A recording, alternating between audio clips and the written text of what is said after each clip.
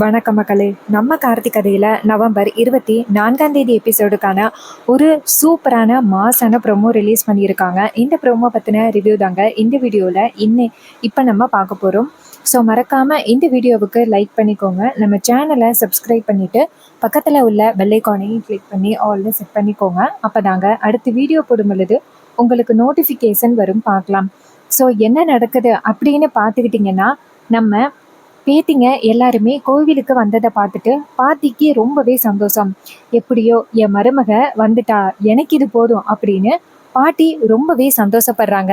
அப்பதான் அவங்க பேத்திங்க நேரா பாட்டிக்கிட்ட போயிட்டு பாட்டியை பார்த்து, பாட்டி இப்போ உங்களுக்கு சந்தோஷமா இருக்கா பாட்டி? அம்மாவை எப்படியோ நாங்க கூட்டிட்டு வந்துட்டோம். அதுக்கு பாட்டி சொல்றாங்க, அம்மாடி எனக்கு தெரியுமா, எப்படியும் ஈஸ்வரி வந்துருவா அப்படின்னு. உங்க பேச்ச அவ கேட்காம இருப்பாளா அப்படின்னு. அதுக்கு ரேவதி சொல்றாங்க, பாட்டி எங்க பேச்ச ஒன்றும் கேட்கல, அவங்க ராஜா சொன்னதோட வந்துட்டாங்க.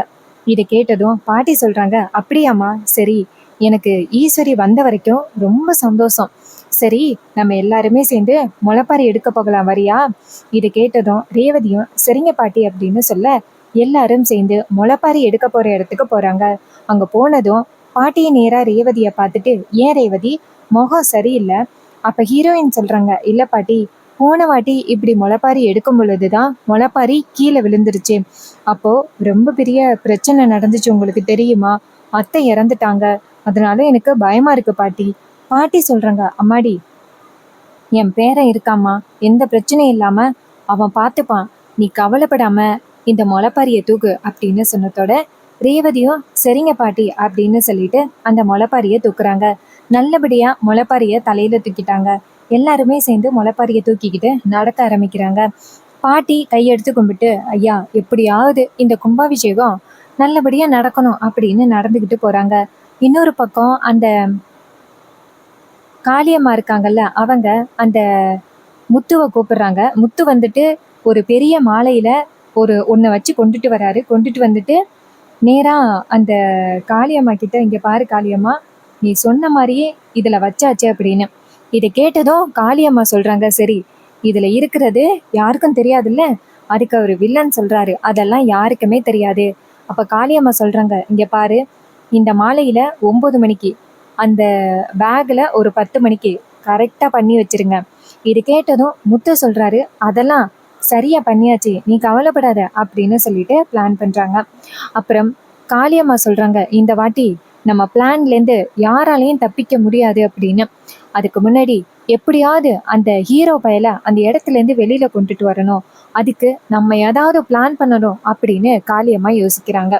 ஸோ அந்த இடத்துல அவன் இருந்தா கண்டிப்பா உண்மையை கண்டுபிடிச்சிருவான். அந்த இடத்துல இருந்து வேற இடத்துக்கு அவனை எப்படியாவது கொண்டுட்டு வரணும். அதுக்கு என்ன பிளான் பண்ணலாம் அப்படின்னு சொல்ல, வில்ல சொல்றாரு, சித்தி, அவன் பொண்டாட்டிக்கு ஏதாவது ஆபத்து அப்படின்னா அவன் கண்டிப்பா வருவான். பேசாப்புல அந்த ரேவதிய ஆளை வச்சு தூக்கிட்டா என்ன? இதை கேட்டதும் காளியம்மா சொல்றாங்க, சூப்பர், அவளை தூக்கிடுவோம், அவளை காலி பண்ணாலும் இந்த கும்பாபிஷேகம் நிற்கும்ல, சரி அப்படின்னு சொல்லிட்டு 4-5 ரவுடிங்களை கூப்பிடுறாங்க. அவங்க அந்த இடத்துக்கு வந்ததும் காளியம்மா சொல்றாங்க, இங்க பாருங்க, உங்ககிட்ட ரொம்ப முக்கியமான ஒரு பொறுப்பை கொடுக்க போறேன். ஒருத்தன் இருப்பான், அவனை எப்படியாவது நீங்க வந்துட்டு, நான் ஃபோட்டோ காமிப்பேன், அவன்கிட்டேருந்து தப்பிச்சு அவனோட பொண்டாட்டியை கடத்தணும். அதுக்கு அந்த ரவுடிங்க சொல்றாங்க, மேடம் நீங்கள் ஃபோட்டோ மட்டும் கொடுங்க, நாங்கள் பார்த்துக்குறோம் அப்படின்னு சொன்னதோட காளியம்மாளும் சரி அப்படின்னு சொல்லிட்டு ரேவதியோட ஃபோட்டோவை காமிக்கிறாங்க. இங்கே பாருங்க, இவளை தூக்குற விஷயம் யாருக்கும் தெரியக்கூடாது, அதுதான் முக்கியம். இதை கேட்டதும் அவங்களும் சரிங்கம்மா, நாங்கள் பார்த்துக்குறோம், எத்தனையோ பேரை தூக்கியிருக்கோம், இவெல்லாம் பெரிய விஷயமா? அதுக்கு காளியம்மா சொல்றாங்க, இங்கே பாரு, நீங்கள் நினைக்கிற மாதிரி இவ சாதாரண ஆள் கிடையாது. அந்த டிரைவர் பயலோட பொண்டாட்டி, கண்டிப்பா அவன் காப்பாத்துறதுக்கு முயற்சி பண்ணுவான். ஸோ எதுக்கும் நீங்க பாதுகாப்பா இருங்க.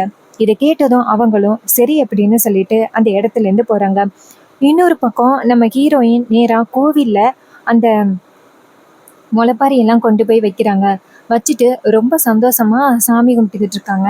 அப்ப ஒருத்தர் அங்கேருந்து வந்து நேரா ரேவதியை கூப்பிடுறாரு, நீங்க பாருங்கம்மா, இது மாதிரி ஒருத்தர் மயக்கம் போட்டு கிடக்குறாங்க, அவங்கள வந்து காப்பாத்துங்க அப்படின்னு சொன்னதோட ரேவதிக்கு வேற யாரையுமே கூப்பிடணும் அப்படின்னு தோணவே இல்லை.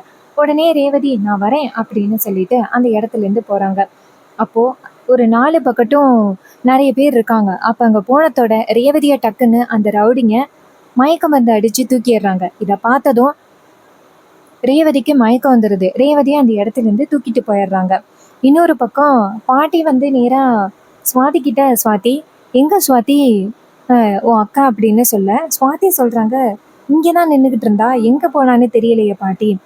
பாட்டி சொல்கிறாங்க, என்ன இப்படி சொல்கிற, உன் அக்கா கறி எங்கன்னு பாரு அப்படின்னு சொன்னதோட சுவாதி அவங்க அக்காவை தேட ஆரம்பிக்கிறாங்க. பார்த்தா எங்கேயுமே காணோம். அப்போ சுவாதி சொல்கிறாங்க, பாட்டி அக்காவை எங்கே பார்த்தாலும் தேடிட்டேன், எங்கேயுமே அக்கா இல்லை, எங்கே போனான்னு தெரியல.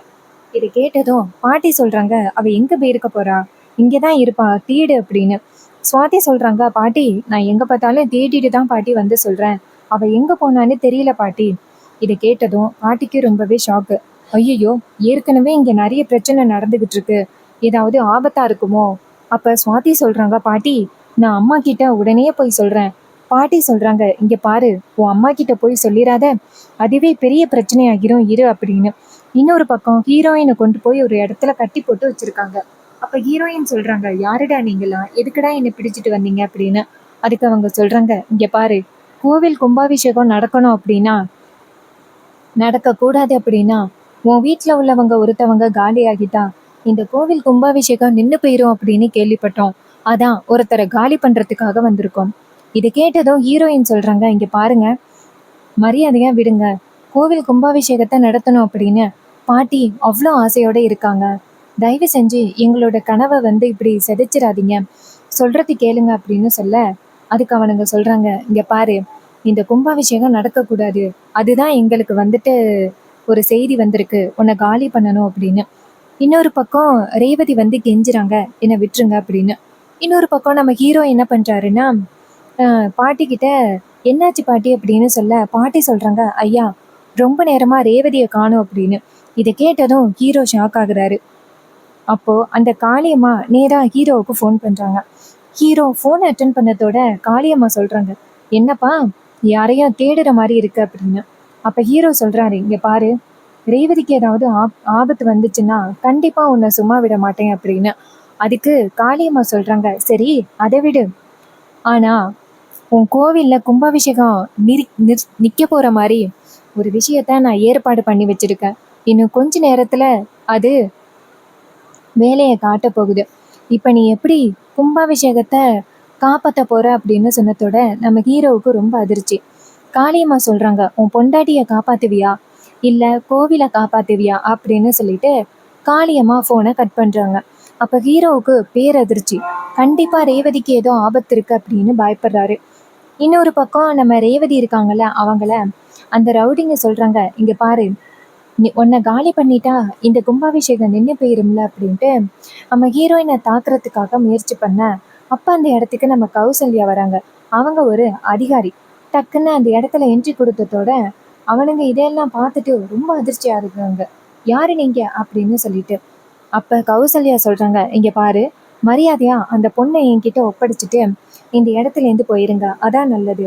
அதுக்கு அவனுங்க சொல்கிறாங்க, இங்கே பாருமா, ஃபஸ்ட்டு நீ யார் அப்படின்னு சொல்ல, கௌசல்யா சொல்கிறாங்க, இங்கே பாரு, நான் யார் அப்படிங்கிறத நீங்கள் கேட்குறதுக்கு ரைட்ஸ் கிடையாது. இந்த பொண்ணை நீங்கள் கடத்திட்டு வந்திருக்கீங்க அப்படிங்கிறது எனக்கு தெரியும், அதனால இந்த பொண்ணை இப்பயே விடுங்க அப்படின்னு சொல்ல, அதுக்கு அவனுக்கு சொல்கிறாங்க, விட முடியாது அப்படின்னு சொன்னதோட கௌசல்யா அந்த ரவுடிகளை அடித்து போடுறாங்க. இந்த ரவுடிங்க கௌசல்யாவை பார்த்ததோட பயந்து ஓடுறானுங்க. அப்போ தேவதை நேராக கௌசல்யாவை பார்த்து, ரொம்ப நன்றி மேடம், யார் அப்படின்னு சொல்ல, கௌசல்யா சொல்கிறாங்க, இங்கே பாரு, கார்த்திக் வந்துட்டு எனக்கு தெரிஞ்சவர் தான், அவர் தான் வந்துட்டு இந்த மாதிரி கோவில் கும்பாபிஷேகம் நடக்க போகுது, ஆனால் அதை நிறுத்துறதுக்காக பல வகையில் முயற்சி பண்ணிக்கிட்டு இருக்காங்க. அதிகாரிங்களை கூட்டிகிட்டு வந்தாலும் அதிகாரிங்க இந்த இடத்துல இருக்கக்கூடாது அப்படின்னு நிறைய பிரச்சனை பண்ணுறாங்க. அதனால தான் என்ன வந்துட்டு கொஞ்சம் அதிகாரியாக இல்லாமல் மஃப்டியில் வர சொன்னார். இதை கேட்டதும் நம்ம ரேவதி சொல்கிறாங்க, அப்படியா, சரி அப்படின்னு. அப்போ கௌசல்யா சொல்கிறாங்க, சரி வா, உன்னை ரொம்ப நேரமாக உன் ஹஸ்பண்ட் தேடிக்கிட்டு இருக்காரு, வா போகலாம் அப்படின்னு. ஸோ இந்த சீன் ரொம்பவே ட்விஸ்ட்டுங்க. நம்ம ஹீரோ வந்துட்டு மாசாக காப்பாற்றுவார் அப்படின்னு பார்த்தா ஏதோ ஒரு பொண்ணை அனுப்பி காப்பாற்ற வச்சாச்சு. எப்போ தான் நம்ம ஹீரோவுக்கு மாசான எபிசோட்ஸ் இருக்கும் அப்படின்னு எனக்கு ஒன்றும் புரியல. இன்னொரு பக்கம் ஹீரோயினை கௌசல்யா கூட்டிகிட்டு போகிறாங்க கோவிலுக்கு. கௌசல்யா எப்பவும் போல saree கட்டிக்கிட்டு வந்துடுறாங்க. ஏன்னா அவங்க வந்துட்டு அதிகாரி அப்படிங்கிற விஷயம் யாருக்கும் தெரியக்கூடாது. இன்னொரு பக்கம் நம்ம ரேவதி வரதை பார்த்துட்டு நம்ம ஹீரோ பாட்டி எல்லாருமே போறாங்க. அப்ப அந்த பாட்டி சொல்றாங்க, ரேவதி எங்க போன ரேவதி? அப்ப ரேவதி சொல்றாங்க, பாட்டி பக்கத்துல உள்ள ஒரு வீட்டுக்கு போனேன், இவங்க என்னோட ஃப்ரெண்டு அப்படின்னு. பாட்டி சொல்றாங்க, அப்படியாம்மா சரி அப்படின்னு சொல்லிட்டு கூட்டிட்டு போறாங்க.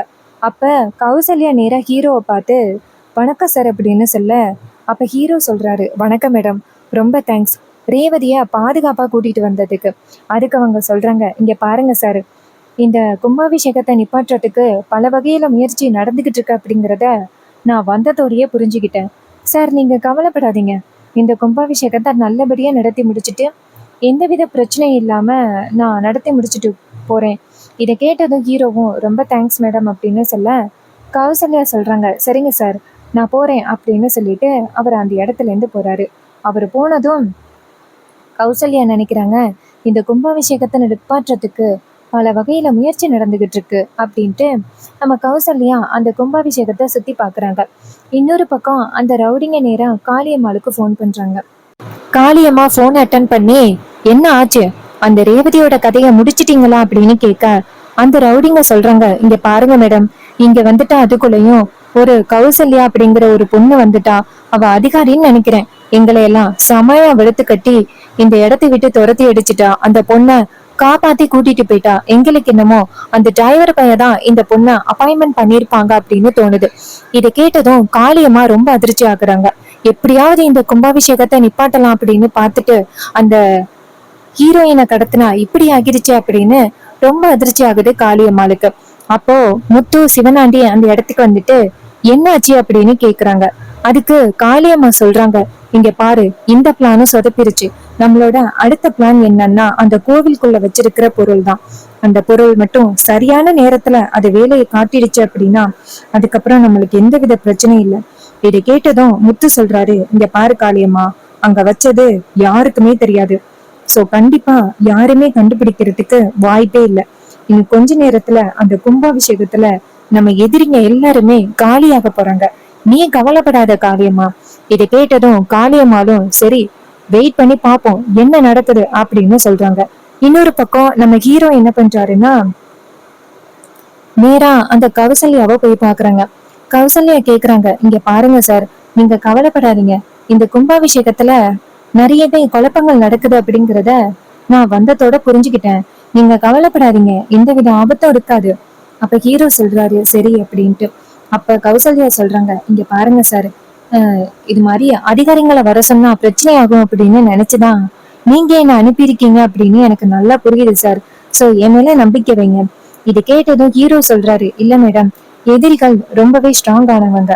அவங்க எல்லாருமே எப்படியாவது இந்த கும்பாபிஷேகத்தை நிப்பாட்டணும் அப்படின்னு தான் பல வகையில முயற்சி பண்ணிக்கிட்டு இருக்காங்க.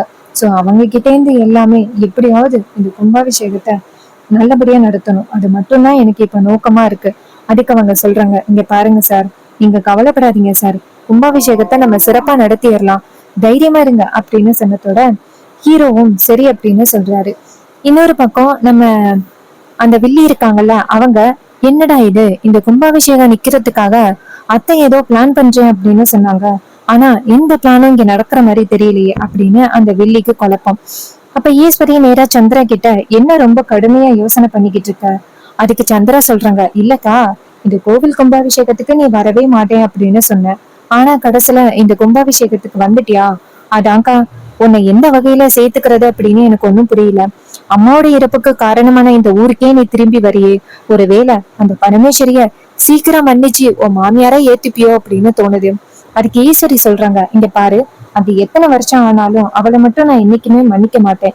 தயவு செஞ்சு நீ இப்படி எல்லாம் கற்பனை பண்ணிக்கிட்டு இருக்காத. இந்த கும்பாபிஷேகம் முடிஞ்சதும் அந்த பொம்பளையோட இனிமே நான் பேசவே மாட்டேன், என் பொண்ணுங்களையும் அனுப்ப மாட்டேன். கும்பாபிஷேகத்தால மட்டும்தான் அந்த கிளவிக்கிட்ட பேசிக்கிட்டு இருக்கேன் அப்படின்னு சொன்னதோட சந்திராவும் சரிக்கா அப்படிங்கிறாங்க. கதை பிடிச்சிருந்தா வீடியோவுக்கு லைக் பண்ணிக்கோங்க.